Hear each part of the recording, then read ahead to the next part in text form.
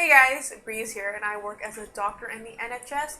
And welcome to this lesson about how to open your GMC online account.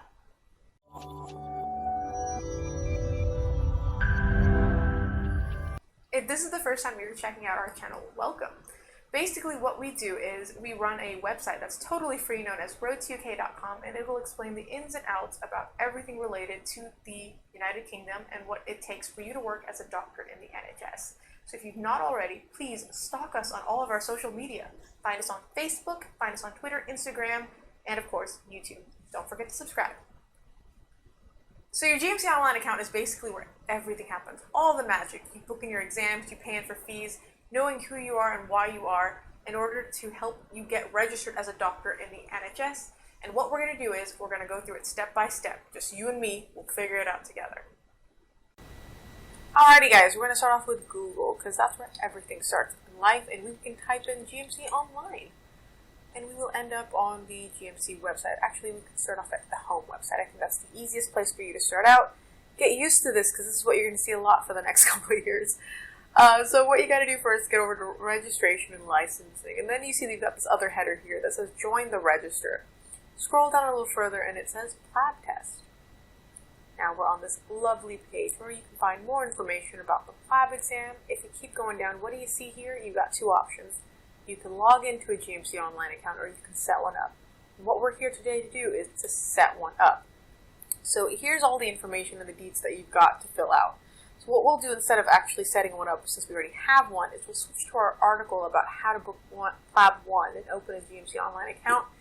After you've done this process here, you move on down and they start asking you these questions. They'll want to know about, your general ins and outs, about you, who you are, and why you are.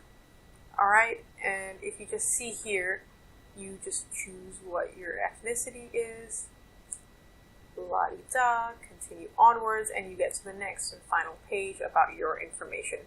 Your address does not have to be in the United Kingdom. If it isn't, it says right there, if you've entered a UK address, you must supply a postal code, otherwise you're fine and you're set to go. Put in your nationality, your passport information.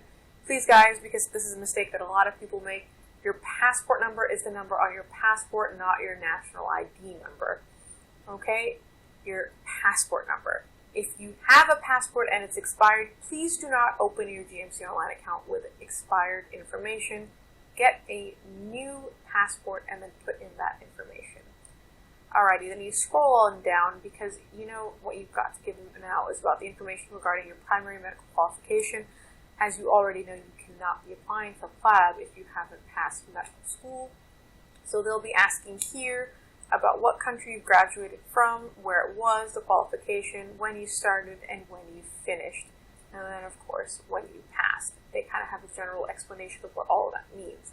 How long was your medical school program? Was it, the PMQ acceptable for the purpose of registration in your country? And obviously it was because you've been registered in that country as well.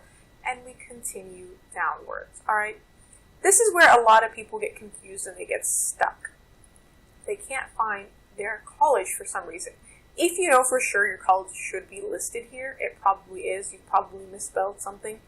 Type in the city name if you're really, unsure about how to find it. But if you're really 100% convinced that your college is not listed, we have an article related to how to get your primary medical qualification recognized by GMC, which we recommend you check out. Now here are the really, really important bits of information for you to take away. We'll leave it on the screen for a quick sec for you to read. Or alternatively, you can always open our article about how to book PLAB and open a GMC Online account where we talk about these things. But the things that a lot of people get stuck on are the start date, the finish date, and the pass date. They may or may not be the same dates for finishing and passing, so make sure you know exactly what information you're putting in. If you still make a mistake, it's not the end of the world. Please don't go and open another GMC Online account. Instead, just contact GMC and they'll help you get it corrected. If for some reason during this process it shows up that your GMC account is locked, they also provide a phone number and you can just call GMC and they'll help you get it unlocked. Alright, and here we've linked to how to get your PMQ recognized. Now, your account's created, yay! Now you've got to book an exam, and that's maybe the not so fun part. Put in the information about your IELTS or your OET, and then what you've got to do basically after that is submit it, and you find that there are going to be some PLAB dates available. If you don't see any dates, that doesn't mean you've made a mistake. It means there are no PLAB dates available, and that can happen sometimes because maybe it's not the time of the year when PLAB dates are available, or they're already all booked out because, it just happened to be really close to the closing date. So don't think that that's the end of the world. Just keep an eye out for when the next PLAB dates will be available. GMC is really good about updating and letting you know through their various forms of social media. But really, when you look at it, guys, it's not that complicated. It's a pretty straightforward process of how to go through and get everything done. Of course, the things that you have to keep in mind is that your medical college is listed in the WDOMS, and of course, to make sure that the qualification shows up when you are actually there for your GMC Online account. Okay? So there you have it. It really wasn't that difficult to make the account, was it? But if you still are unsure or you need to see it through in another way, we do have an article that we link about how to open your GMC Online account. But hopefully this was helpful, and we'll see you in our next lesson.